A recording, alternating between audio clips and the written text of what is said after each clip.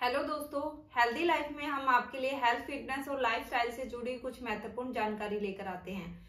जब आप pregnancy plan कर रहे हैं तब विंटर फूड को लेकर आपके मन में बहुत सारे क्वेश्चन आते हैं कि हमें ये चीज खानी चाहिए या नहीं खानी चाहिए, या कितनी मात्रा में खानी चाहिए और कब खानी चाहिए, और विंटर के अंदर हमें कौन कौन से फूड खाने चाहिए। बहुत सारे लोगों के क्वेश्चन होते हैं कि मैम विंटर में जो फूड होते हैं वो हम खाते हैं तो क्या वो हमें गर्म करते हैं। अगर हम अपनी प्रेगनेंसी प्लान कर रहे हैं तो क्या वो उसको सक्सेसफुल होने देंगे या नहीं होने देंगे, इम्प्लांटेशन पे हमारे इफेक्ट डालेंगे या नहीं डालेंगे। तो ये बहुत सारे लोगों के मेरे पर्सनली मैसेज आए थे, तो मैंने सोचा मैं इस पे वीडियो बना देती हूँ कि आपको मैं बता दूं, क्योंकि अभी विंटर चल रही है, सर्दियों का मौसम है, तो आप कौन से फूड खा सकते हो, कब खा सकते हो, कितने मात्रा में खा सकते हो। तो इस वीडियो में हम यही बात करेंगे। मैं हूं doctor Sushila Verma from healthy life. इससे पहले अगर आप मेरे चैनल पे नए हैं तो प्लीज सब्सक्राइब कर दीजिए, शेयर कर दीजिए और बेल आइकन का बटन प्रेस कर दीजिए ताकि आपको न्यू वीडियो की अपडेट मिलती रहे। तो आइए हम स्टार्ट करते हैं कि विंटर में हम क्या खा सकते हैं। जैसे विंटर में बहुत सारी चीजें आती है खाने के लिए, जैसे हमारी जो कच्ची हल्दी होती है वो आती है, अदरक हम बहुत ज्यादा यूज करने लग जाते हैं, ड्राई फ्रूट्स का बहुत ज्यादा यूज करते हैं, और साग वगैरह हो गया उसका बहुत ज्यादा यूज करते हैं, खासकर बाजरे का यूज करते हैं। कई लोग इसकी खिचड़ी बनाकर यूज करते हैं, कई लोग इसके रोटी बनाकर यूज करते हैं। तो जो प्रेगनेंसी प्लान कर रही होती है वो मैन, उनके मन में यही डाउट आता है कि बाजरा तो वैसे गर्म होता है, ये चीजें गर्म होती है, क्या इसको खाने से क्या मेरी प्रेगनेंसी रुकेगी या नहीं रुकेगी, मुझे ये खाने से कोई बेनिफिट होगा या नहीं होगा। तो इन्हीं क्वेश्चन का मैं आंसर दूंगी सबको। कुछ फूड होते हैं जो वैसे उनकी तासीर गर्म होती है, कि जैसे अदरक हो गई, हल्दी हो गई, हमने सुना भी है और कहने में भी आता है कि ये चीजें गर्म होती है, हमें कम मात्रा में लेनी चाहिए या हमें लेनी ही नहीं चाहिए जो वुमेन प्रेगनेंसी प्लान कर रही है। तो ये वैसे तो गर्म होती है, पर अगर दूसरे तरीके से देखा जाए, अगर विंटर में हम देखते हैं तो ये हमारी बॉडी को प्रोटेक्ट करने के लिए ही गर्म होती है, ताकि जो बाहर की जो सर्दी पड़ रही है, जो बाहर का टेम्परेचर है वो हमारी बॉडी उसको सहन कर सके, इसलिए ये चीजें खाई जाती है। तो प्रेग्नेंट वुमेन को ये चीजें लेनी चाहिए या नहीं लेनी चाहिए। सबसे पहले बात आती है साग की। जो सरसों का साग होता है, लोग अलग अलग तरीके से उस साग को बनाते हैं। कई लोग सिर्फ सरसों का साग बनाते हैं, कोई पालक, बथुआ, सरसों का साग, इन तीनों चीजों को मिलाकर बनता है। तो सबका अपना अपना अलग अलग तरीका होता है। तो हाँ, मैं ये हाँ बोलना चाहूंगी कि आप इसको खा सकते हो, पर कोशिश करिए कि आप साग को रात के टाइम ही खाएं। हाँ, कि आपको रात के टाइम ही खाना है। और साथ में बाजरे की बात आती है, कई लोग इसके साथ बाजरे की रोटी खाना पसंद करते हैं, कई लोग इसके साथ मक्के की रोटी का यूज करते हैं। तो मैं बताना चाहती हूँ कि मक्के से तो कोई प्रॉब्लम नहीं होती कि वो गर्म करता है या ठंडा होता है, उसको तो खा ही सकते हो आप, कोई इशू नहीं है। बात आती है बाजरे की, तो बाजरे की रोटी हम खा सकते हैं या नहीं खा सकते। तो मैं ये कहना चाहूंगी आप खा सकते हो, पर आपको रात के टाइम खाना है सरसों का साग और बाजरे की रोटी, चाहे साग किसी भी तरह का हो। पर आपको ध्यान रखना है, अगर आप प्रेगनेंसी प्लान कर रहे हैं या आप प्रेग्नेंट हो, अभी चांसेस है, आपके ओव्यूलेशन डे चले गए हैं, इम्प्लांटेशन की प्रिपरेशन हो रही है, कि आपको लग रहा है कि मेरा इम्प्लांटेशन सक्सेसफुल हो जाए, तो आपको क्या करना है, इन सब्जियों को, जो साग जो मैंने बताया, बाजरे की रोटी बताई है, आप वो खा सकते हैं, पर आपको कच्ची कुछ भी नहीं खानी है। क्योंकि बहुत सारे लोग क्या करते हैं, जैसे पालक का जूस निकाल लिया, और आजकल बीट रूट भी चले हुए हैं, तो बीट रूट का जूस निकाल के वो पी लेते हैं। तो वो आपको नहीं करना, क्योंकि उसके अंदर क्या होता है, जब हम उन चीजों का जूस बना के पीते हैं तो उसके अंदर जो फाइबर्स होते हैं वो खत्म हो जाते हैं, और हमारी बॉडी के लिए फाइबर बहुत ही ज्यादा जरूरी होते हैं। तो इसीलिए हमें इनका जूस बना के नहीं पीना, हमें इन सब्जियों को पका के खाना है, ठीक है। क्योंकि साग के अंदर क्या होता है, आयरन भी होता है, फोलिक एसिड भी होता है, जिंक भी होता है, कैल्शियम भी होता है, मैग्नीशियम भी होता है, ये सारी चीजें होती है जो एक प्रेग्नेंट वुमेन को चाहिए, चाहे वो प्रेग्नेंट हो चुकी है या प्रेगनेंसी प्लान कर रही है। ये चीजें उस वोमेन के लिए बहुत ही ज्यादा हेल्दी है। और विंटर का टाइम ऐसा होता है कि हमें सप्लीमेंट के रूप में वो चीजें नहीं लेनी पड़ती, जबकि हमें इजिली मिल जाती है। साग सब्जियां फल फ्रूट से हमें इजिली मिल जाएगी, ठीक है।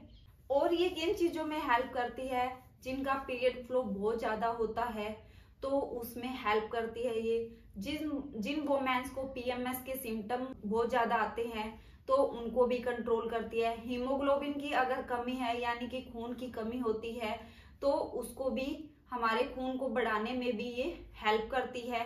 और कई बार क्या होता है कि हमारे पैरों में क्रैम्प्स आते हैं, कि क्रैम्प्स जिसको बाइंटे बोलते रहते हैं ना, उस तरह से वो चीजें आती है, तो उनको भी ठीक करने में हेल्प करती है। तो साग हमें खाना ही खाना चाहिए। हाँ, कोशिश करिए कि इसका जूस बना के मत पीजिए, सिर्फ साग पका के ही खाइए, ठीक है।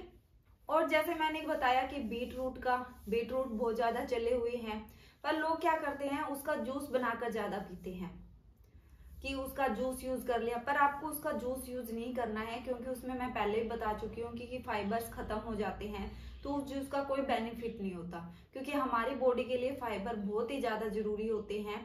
तो हमें फिर आता है कि कई लोग पूछते हैं कि मैम बीटरूट खाने से, ऐसे अगर सैलेड के रूप में हम खाते हैं तो हमें गले में खराश हो जाती है, क्योंकि वो ठंडा होता है। तो आपको क्या करना है, या तो आप बीटरूट को क्या है, कोई भी सब्जी बना रहे हो उसके अंदर ऐड कर सकते हो, ठीक है। उसमें डाल दीजिए, वो पक जाएगा, तो उसे आप वो साग यूज करोगे या सब्जी यूज करोगे तो वो आपकी बॉडी के अंदर ही जाएगा, ठीक है। और दूसरा तरीका है कि आप बीटरूट को थोड़ा सा बॉईल कर लीजिए, जैसे हम सब्जियां बॉईल करते हैं ना, उसी तरह बीटरूट को भी बॉइल्स कर लीजिए। हल्का सा गर्म हो जाएगा तो आप उसको इजिली खा पाओगे, आपका गला भी उससे खराब नहीं होगा। तो आप उसका ऐसे भी यूज कर सकते हो, ठीक है।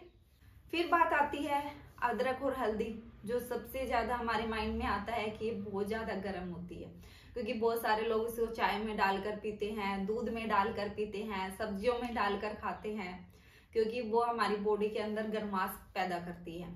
हाँ, आप भी जो अगर प्रेगनेंसी प्लान कर रहे हैं तो आप भी खा सकते हैं, कोई इशू नहीं है। ये हमें इंटरनली कोई भी नुकसान नहीं पहुंचाती, जबकि विंटर में हमारी बॉडी को प्रोटेक्ट ही करती है, ठीक है।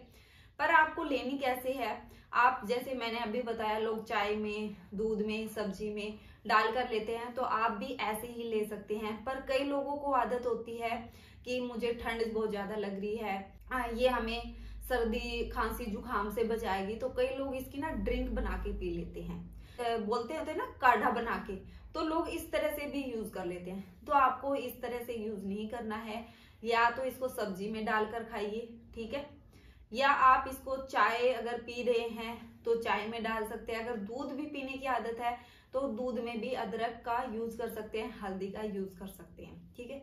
आपको ड्रिंक से बचना है, इस बात का ध्यान रखना है कि आपको इसकी ड्रिंक बना के बिल्कुल नहीं पीनी है, ठीक है।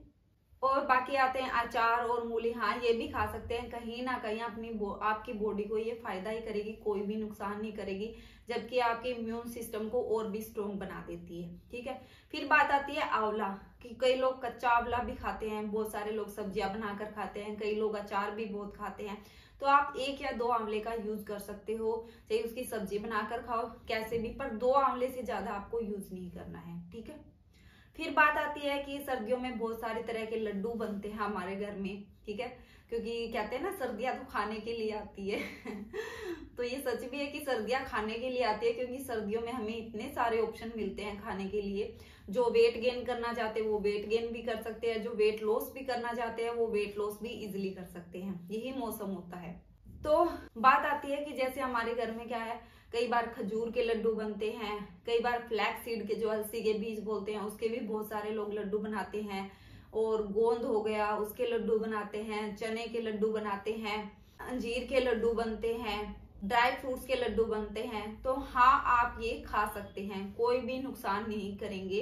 पर आपको एक ध्यान रखना है, कई लोग मेथी के लड्डू भी बनाते हैं, तो मेथी के लड्डू का आपको ज्यादा यूज नहीं करना। अगर आप खा भी रहे हो, आपने स्टार्ट भी कर दिए हैं, तो सिर्फ स्टार्टिंग के 15 दिन आप लड्डू खा सकते हो, उसके बाद आप बंद कर दीजिए। आपको मेथी के लड्डू नहीं खाने, क्योंकि वो ज्यादा गर्म होती है, तो आपको मेथी के लड्डू यूज नहीं करने।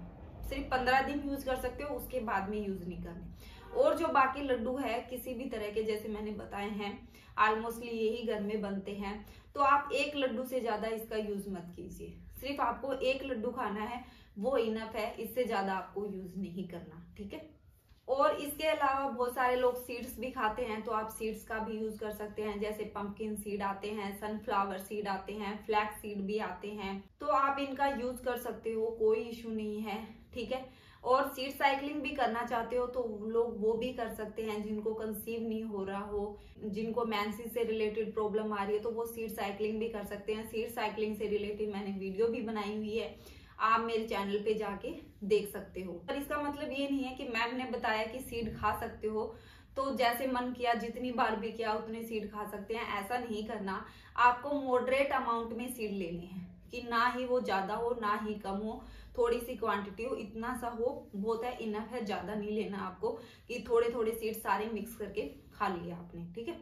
जैसे भी उनका पाउडर बना के खाना चाहते हो या साबुत सीड खाना चाहते हो, तो किसी भी तरह आपको अच्छे लगते हो आप खा सकते हो, कोई दिक्कत नहीं है। आपके इम्यून सिस्टम को स्ट्रॉन्ग करेगा और जो फर्टिलिटी की प्रॉब्लम है उसको भी बूस्ट करेगा आपके, तो ये बहुत ज्यादा हेल्प करेगा।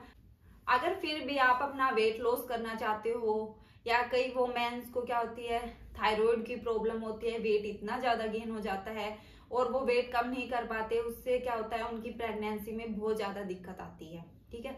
अगर वो अपनी प्रेगनेंसी प्लान कर रहे हैं, कंसीव नहीं हो रहा है और अपना वेट लॉस करना चाहते हैं, ठीक है, जिनको पीसीओडी की प्रॉब्लम है, मेंसेस रिलेटेड प्रॉब्लम है, वो अपनी सोल्व करना चाहते हैं और एक्सरसाइज करना चाहते हैं, घर पे ही करना चाहते हैं, क्योंकि बहुत सारी वोमेन होती है जिनको टाइम नहीं लग पाता, या वर्किंग में है या हाउस वाइफ है, किसी भी तरह से बिजी है, तो उनको टाइम नहीं मिल पाता एक्सरसाइज करने के लिए। तो हमने उन वोमेन्स के लिए घर पे ही एक्सरसाइज का स्टार्ट किया हुआ है।